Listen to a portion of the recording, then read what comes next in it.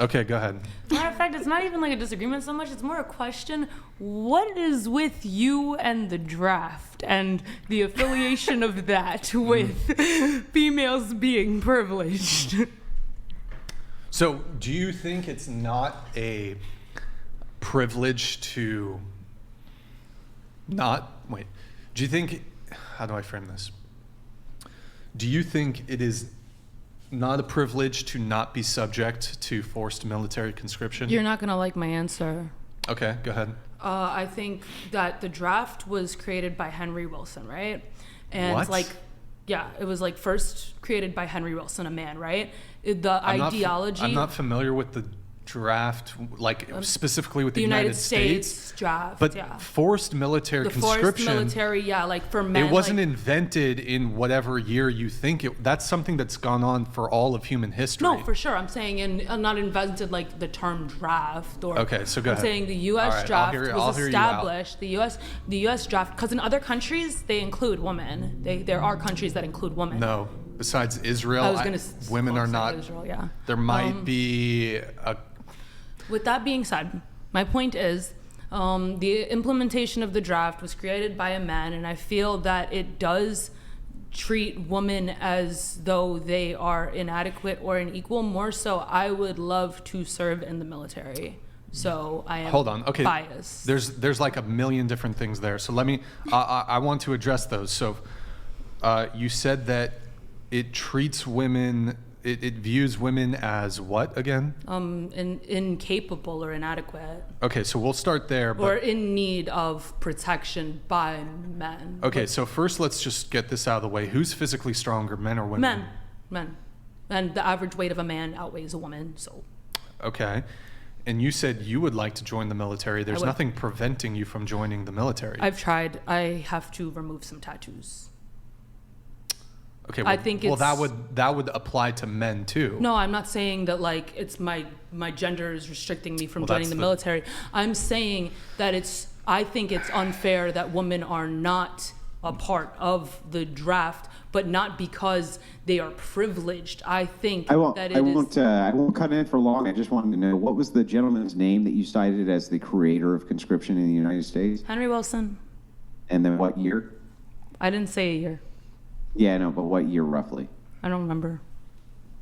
Henry Wilson is the same? Henry Wilson. You can Okay. check. You can tell me if I'm wrong, but I'm not.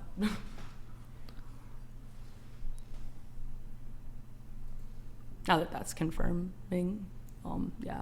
With that being said, I mean, I see something about. also He was a U.S. Born 1793, died 1872. Was a U.S. Army officer who served in 5 wars and countless conflicts.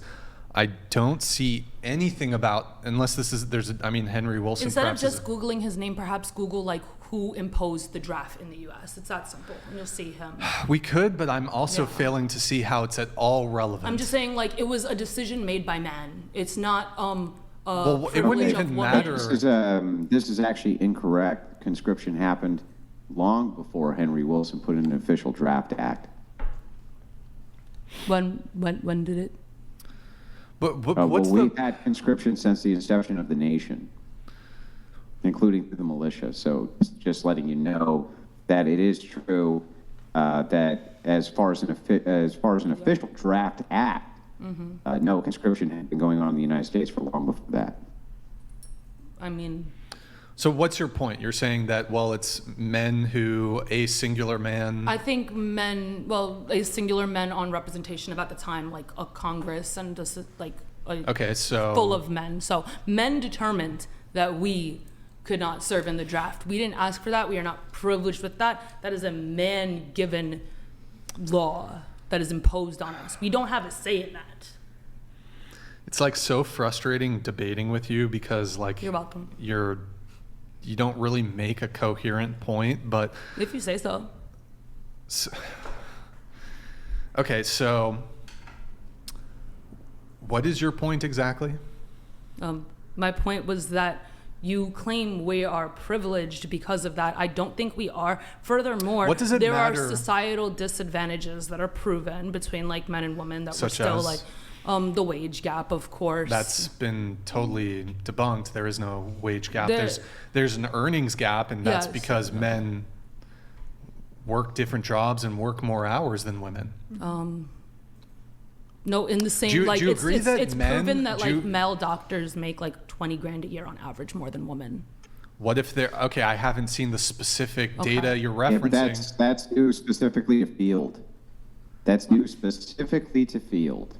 Yeah, what if they that's get into why that different is but that's fields of medicine? a field that they can both get fields, in. Hang on, because especially male surgeons are in fields specifically that pay far more.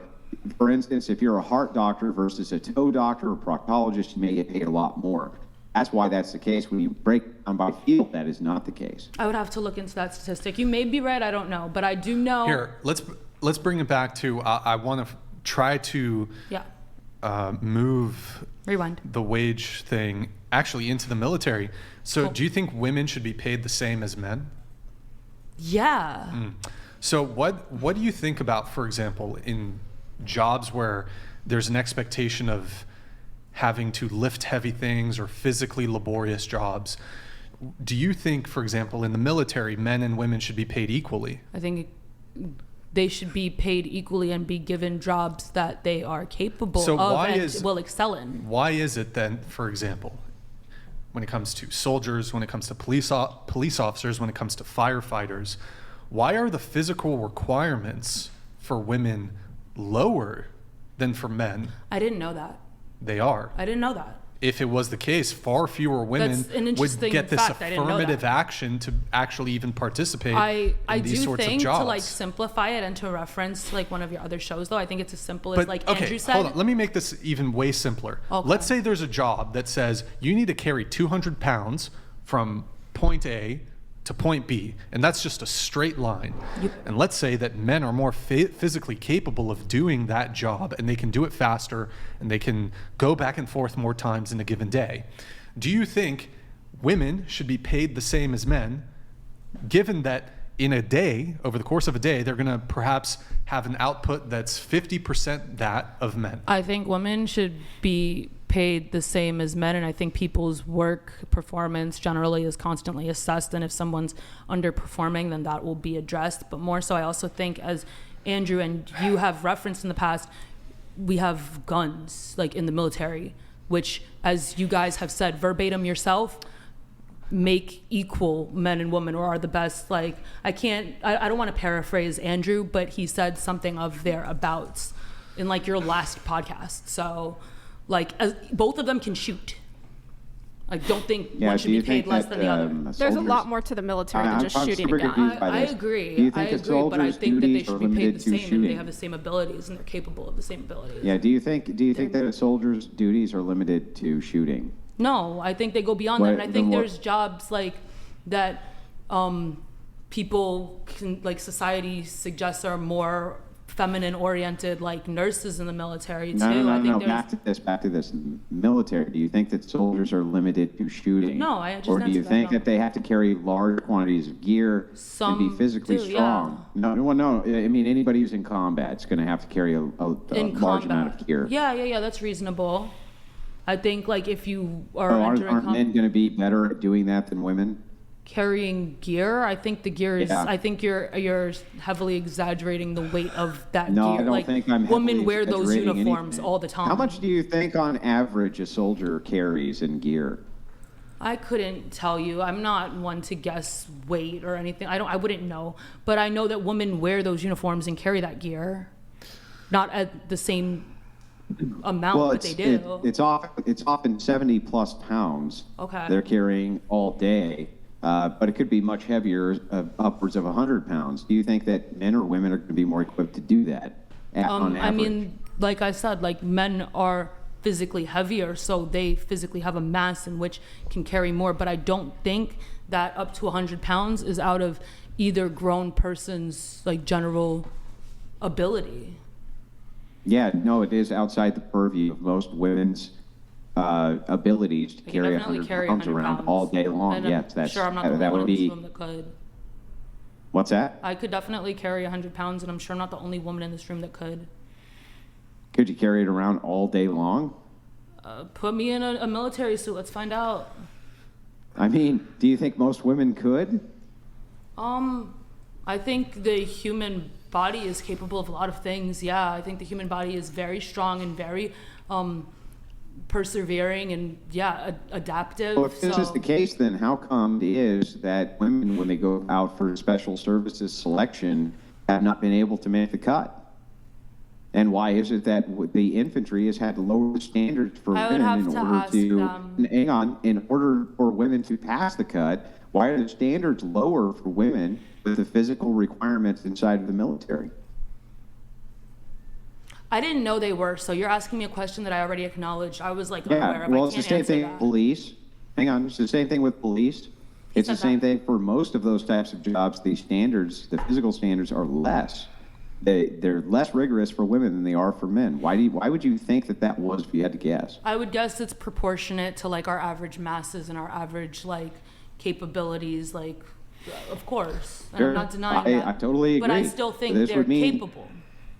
Yeah, so this would mean on average so that men are far better suited for that role, right? I mean, so if you were in charge of having an armed services of the United States, and you were to have to choose between resources, how much are you going to allocate resources to the soldiers who are fighting in the battles versus the one who are supporting the fighters in the battles? And you were able to determine that one sex was far more capable at fighting the battles than the other. Which one would you allocate your resources towards? You're saying this like the people that fight the heaviest get paid the most in the military, which isn't true anyway. So no, I'm not saying it like that at all. That's I'm going to ask how you're phrasing it. Again. It's not so I'm going to ask valid. this question again. If you had to allocate resources between support roles and combat roles, and you found that one sex predominantly was far better at the combat role than the support role, which way would you allocate your resources?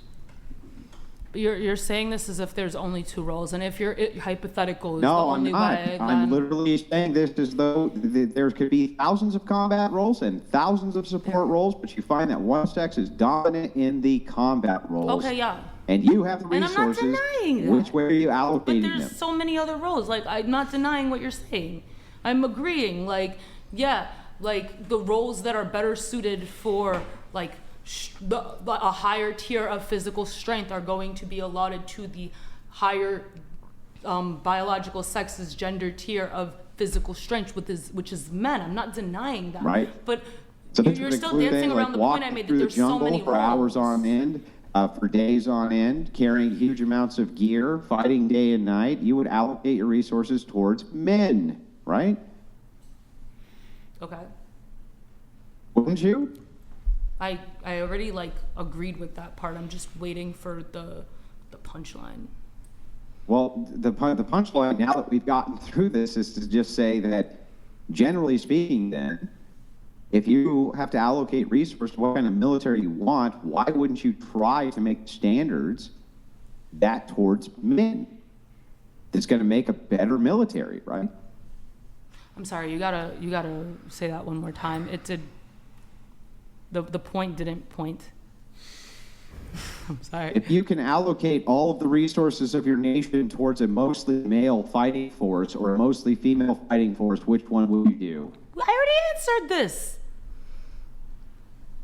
Answered this. To the combat force we just established, I guess combat is better suited if it requires heavier lifting than technically, physically for men. But combat, as I stated for Did you say multiple combat? times, combat She would say is that. not the only role in the military by any stretch of the imagination. Yeah, but every other role is to support people in combat roles. Tell that to like Air Force officers. They would tell you that people in support roles in the military know that their job is to support people in combat roles. That's the point. Okay. Why would that not be the point? The job of the American military is to kill our enemies, both foreign and domestic. All support roles are in the endeavor of supporting the people who do that killing on our behalf. That's what they're there to do. They're not there to do anything else but to kill the enemies of the United States, both foreign and domestic. That's it. That's their whole role, nothing but their role. The military does other things besides just mass murder, but like, I hear you. I didn't say mass murder. What are you talking? I said that their role is to kill the enemies of the United States, both foreign and domestic. That's their job. Their job's not to go hand out food at fucking soup kitchens. Their job is to kill the enemies of the United States. That's their job. They have various jobs. We're not in the military to speak on their jobs. They get special missions all the time that we can't even like fathom, that are in order to retrieve items and things of that. Like, we can't speak on that. You're not in the military to even Can I just interrupt? What does that have to do with anything? Like, what is that? Who cares? Their secret missions are all there and designed to assist in people who are in the roles of killing the enemies of the United States. That's their job.